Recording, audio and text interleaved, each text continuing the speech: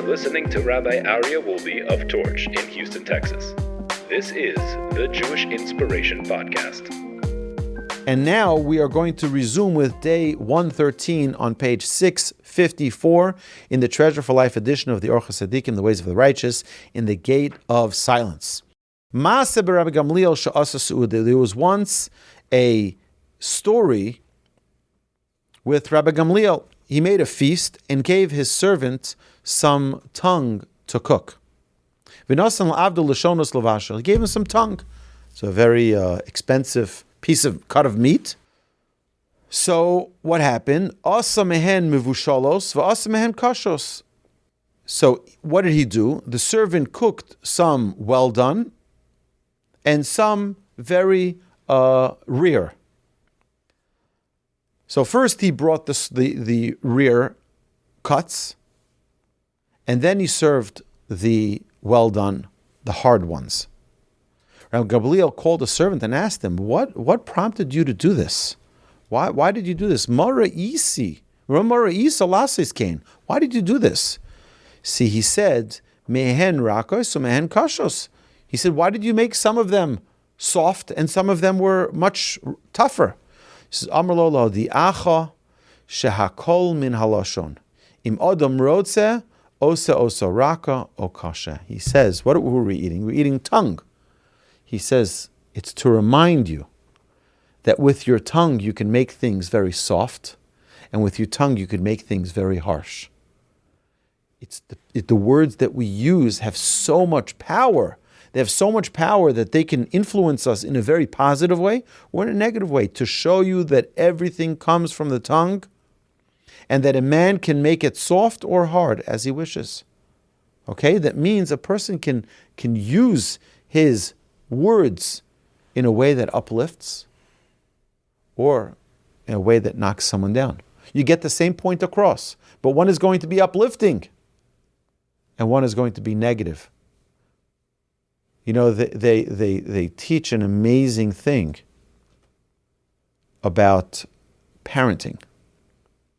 That what you say to your child is what they will be. Meaning, if you say to your child, you know you're a loser, the kid will be a loser. If you say to your child, you're a great kid, you're so smart, you're so intelligent, then that's what you'll be. I want to say a story from our great friend of blessed memory, Gary Korn, used to be in our class here. And he once shared a story. He shared it many times, but he said the following story so many times. He said that the great inventor who invented the light bulb, anybody know what I'm talking about? Thomas Edison. He was what we would call today an ADHD student. And his mother sent him to school, and one day he came home with a letter from school, first grade. He came home with a letter from school. And what was the letter? In the letter was written, your son is not up to the caliber of the intellect of our students. Please do not send him back to school. And the mother started crying. So little Thomas asks his mother, why are you crying? What's the matter? So she says, your teacher wrote that you're too smart for school, and they can't handle such smart students like you in school. And I'm so proud of you. After she had passed away, he found that note. And this is after he had invented, after he had done so many amazing things. Just the change. She believed that he was brilliant, so he was brilliant.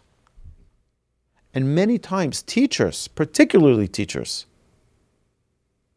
don't understand the sensitivity, the power they have in infusing their children, their students, with a belief. You got this, you're amazing. I wanted to tell you one striking story that I recently heard. There is I'm not going to say who it is because I don't want to say it, but either way, there is a Super Bowl winning quarterback that was interviewed. And they, after he won the the Super Bowl, many outlets were interviewing, and they said, growing up, what was it like growing up where you grew up? He said, on my way to school every morning, my dad, this is as an elementary school, as a young student, he said, I always had a dream to become a football player. He says, my dad would interview me as if I had just won the Super Bowl. So how does it feel we're winning the Super Bowl? And almost prophetically predicting a victory in the Super Bowl. But parents can do that with positivity. And I can guarantee you, you look at many of the athletes who really excelled, there was someone in their life who didn't believe in them, but there were many more people who did believe in them. No, but I will tell you something else. I'll tell you that J.J. Watt, who's a Houston hero, played for the Houston Texans. He actually, one of his great victories, he said he wanted to dedicate to his 10th grade coach who said he'll never amount to anything, who kicked him out of the team. He says, I'm proving you wrong. It's an amazing thing. It's an amazing power. And how many times do people have a good encouragement that makes all the difference? They were ready to fail. They were ready to give up. And that word of positivity changed everything. This is where our author here is telling us the incredible, incredible responsibility we have with the words that we use. We use soft words, gentle words, loving words that have a very, very powerful impact. We use negative, harsh words, and they have a negative, a terribly devastating impact. Umasa shahaya b'melech echad shahayu lo kama yoatzim v'chachamim u'nevonim v'yiduim. A certain king had many counselors, sages, and wise and understanding advisors. Pam achas ra melech. Once the king noticed shahaya echad mehem shahaya chacham shebehem v'haya yoshev v'domim b'shosek. He saw his wisest was just sitting still and silent. So the king asked him, Amar lo HaMelech, Ma hu zeh she'ata marbe b'shtika. He says, why are you so silent? You're just sitting there on the side and being silent. Amar LaMelech, what did this advisor say to the king? Hadibur matzasi nechlak la'arba chalakim. So this wise advisor of the king says, I have found that speech can be divided up to 4 different categories. Ha'echad kulo nezek, kegon bnei adam harigilin lekalel bnei adam v'ledaber divrei nevala. He says the first type, all terrible, such as men being accustomed to curse others and to speak indecently. They speak negative, they speak harsh, they speak disgusting words. Nothing productive comes out of that. That's the first type. Hasheni, nezik mitzad echad v'toelas mitzad echad. Kigon shemishabeach echad lekabel b'mena toelas u'ba'oso hashevach shemishabcho hu machis esono v'yazik lo la'oso shemishabcho. So he says there's another one. And that is detrimental in a particular respect and beneficial in a certain respect, such as praising one to derive some benefit. So flatterer. He's flattering someone. He's saying something nice to him so they can get something out of him. And through that praise, he's also angering his enemy and causing harm to the one praised. So what happens? The Chavetz Chaim says that you should always say good things about people. He gives one exception to that rule. He says, when you see his competitor, hold back from saying good things. So you have 2 people who have supermarkets. You have 2 people who have shoe shops. Don't say the wonderful things you want to say about Mr. A in front of Mr. B, in front of his competitor. Why? Because they can't stomach you saying good things about their competitor. And I have seen this to be 1,000% accurate.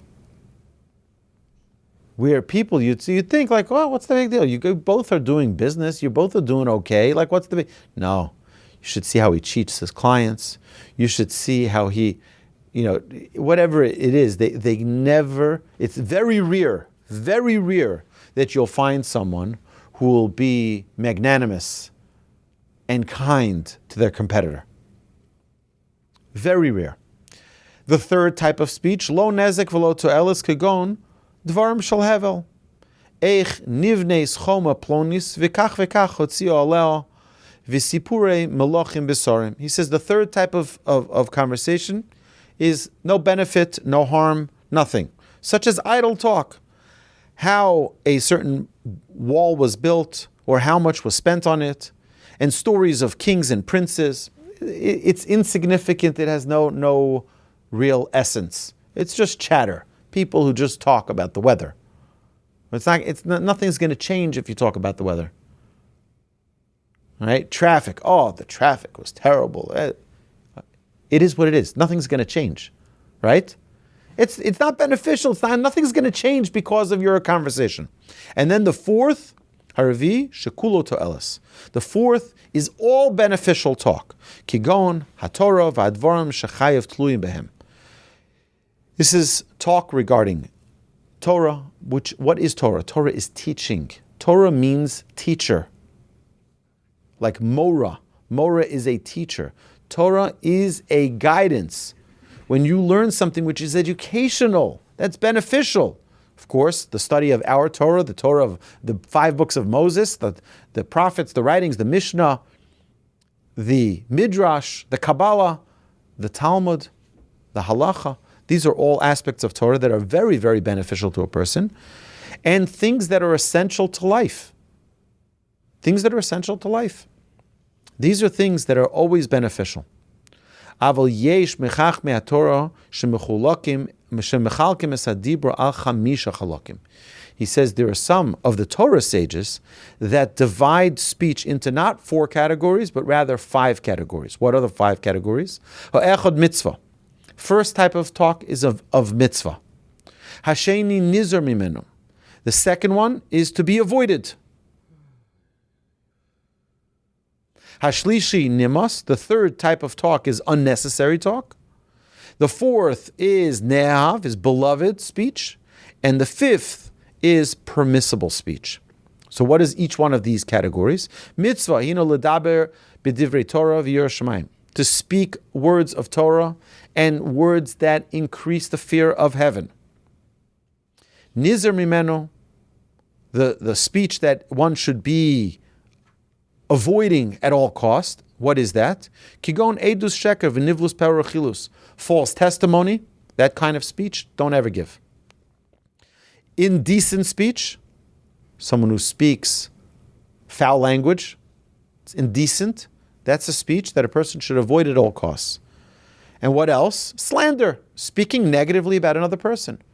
By the way, it's not only speech that is negative about another person that will harm them, even if you think it won't harm them. Well, it's just a practical joke on somebody else's account. Right now, it may not harm them. Right now, they may laugh with you. You laugh at them like, here comes Shorty, right? Everyone's laughing, and they get a good laugh, and he laughs too, but it hurts. It hurts. That's painful. That's a type of speech. That's the second type of speech. Don't ever speak that because it's never beneficial. Giving false testimony is never beneficial. What does that mean also, giving false testimony? Saying something that's not truthful. Saying something that's not truthful. Midvar sheker tirchak, the Torah tells us, distance yourself from anything that has falsehood. Some people say, well, why doesn't the Torah say, don't lie? It says, don't kill, don't murder.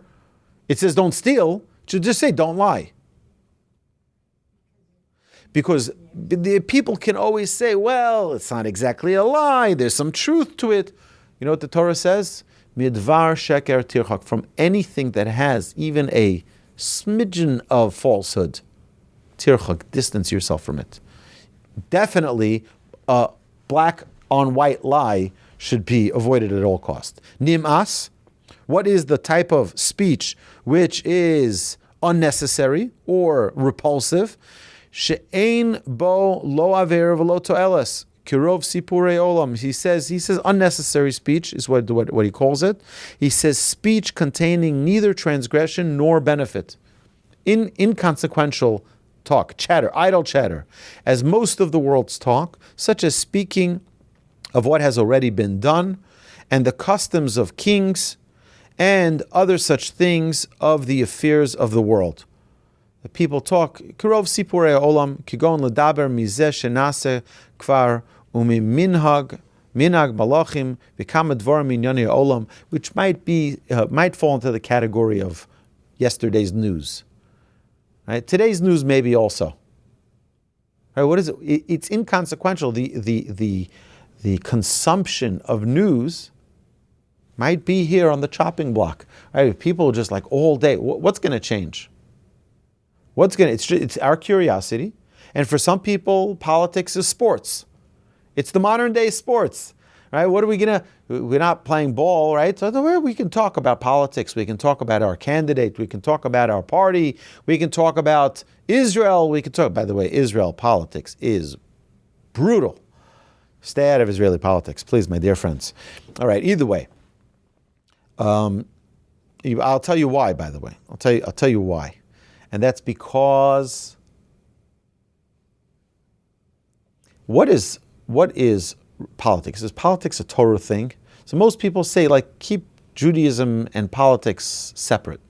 So the honest truth is, everything in Judaism is about politics. Why? What is politics? How life should be lived. With what morals, with what values. That's what politics really is. It's the argument of what is the right and or wrong way of conducting life as a society.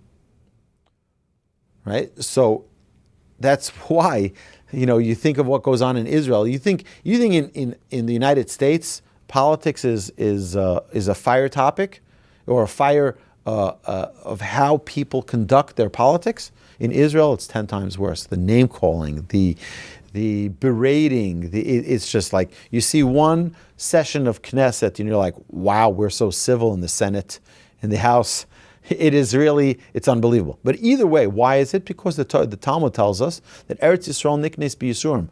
The land of Israel is acquired with great difficulty. It's not easy. Moses tried, he didn't make it. How many of our sages set sail to hopefully make it to the land of Israel and didn't make it?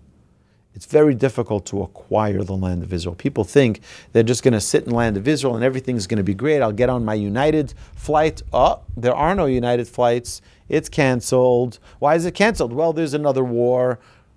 It's not easy. I can tell you, I got phone calls today from people whose children are stuck in Israel. They're stuck in Israel because school just ended for the American students and they can't get out. There's no flights. It's not easy. It's not easy. The land of Israel is not easy. It's not an easy land. There's reasons for it. It's great blessing, but it comes with it great responsibility. So, and then there's the fifth type of speech, and that is ne'av. The fourth type of speech, which is ne'av, hu adibur hamishabeach masin tovum umigane masim raim. This is speech that praises good deeds and disgraces evil deeds. Kidei sheyetivu minhagehem be'enei bnei adam v'yelchu b'darkehem v'leganu sarom ad sheyizganu v'yimasu be'enei bnei adam v'yimach zichram v'yisrachaku mehem v'lo yisnagu b'minhagam. He says, what is the beloved speech? Speech that praises the good and disgraces the evil deeds. Praising the deeds of the righteous to credit their customs in the eyes of others so that they emulate their ways. And condemning the evildoers so that they are demeaned and made despicable in the eyes of people, and their memories blotted out so that people remove themselves from them and do not emulate their ways. So we see, Meaning, what is this? What is this telling us? You see people doing good, praise them.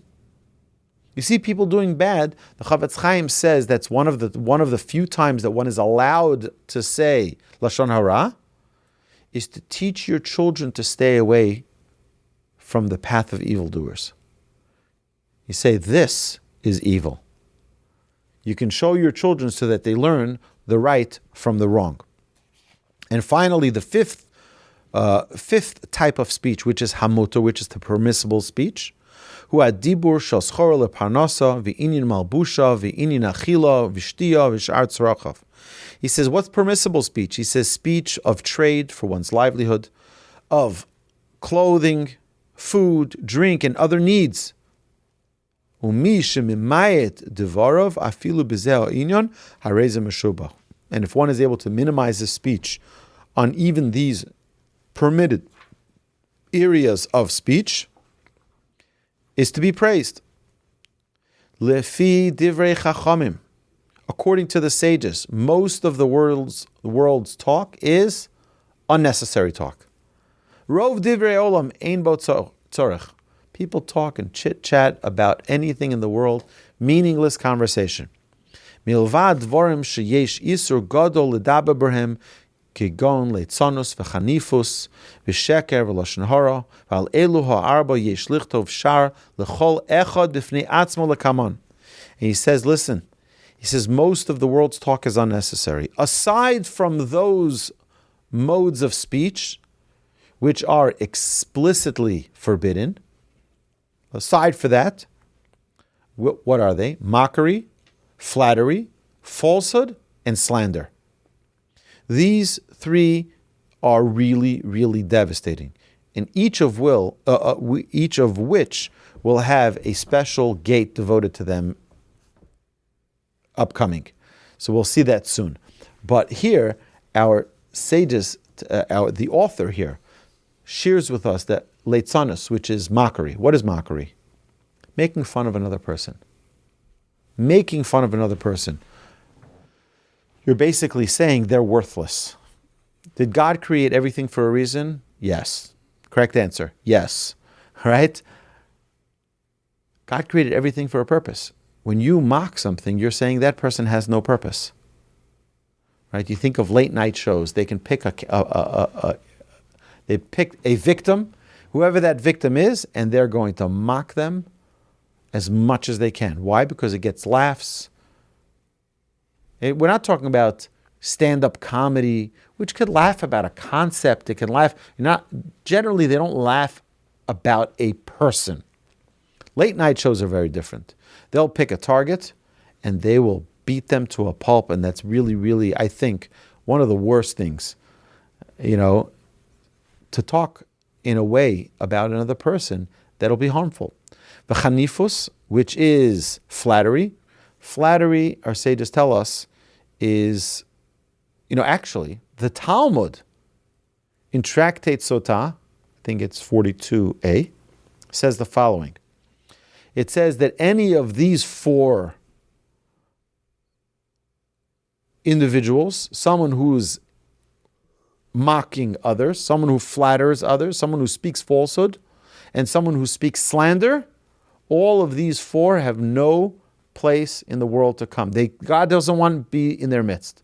God doesn't want them near him. Get away. Why?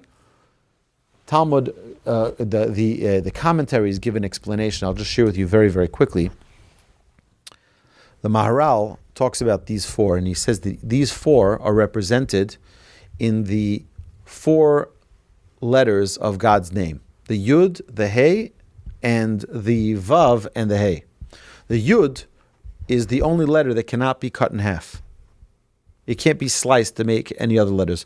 Most other letters are composite of other letters. So, for example, a Hey is a Dalid and a Yud. A Vav, a Vav is two Yuds. An Aleph is a Vav and two Yuds. There's different letters that you put them together and it makes another letter. A Yud is only one, which means Hashem is one. Hashem is one. Hashem is one and only one. What is someone who is a flatterer? What's the definition of someone who's a flatterer? someone who wants something from you and they're going to compliment you even though they don't like it. They're going to lie about it. They're going to be two-faced.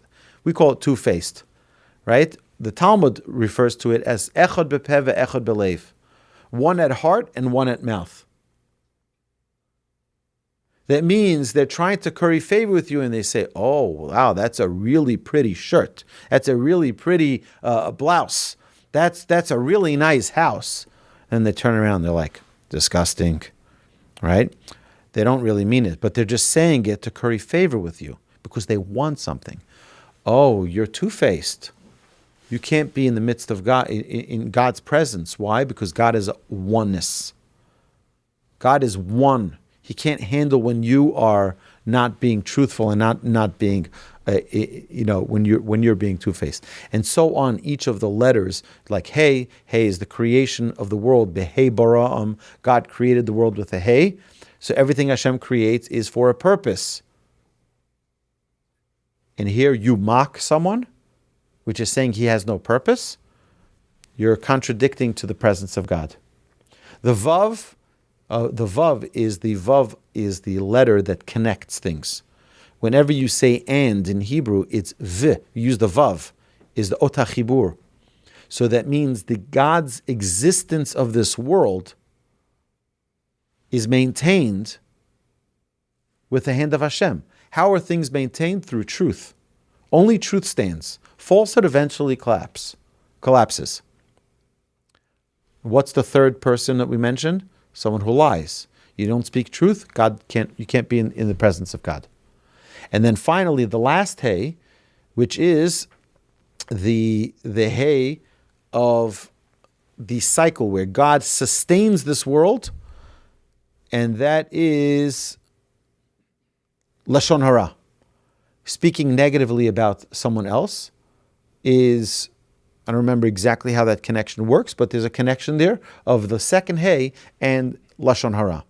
And therefore, each person who speaks in these four categories of speech is in their very essence contradicting to God's essence.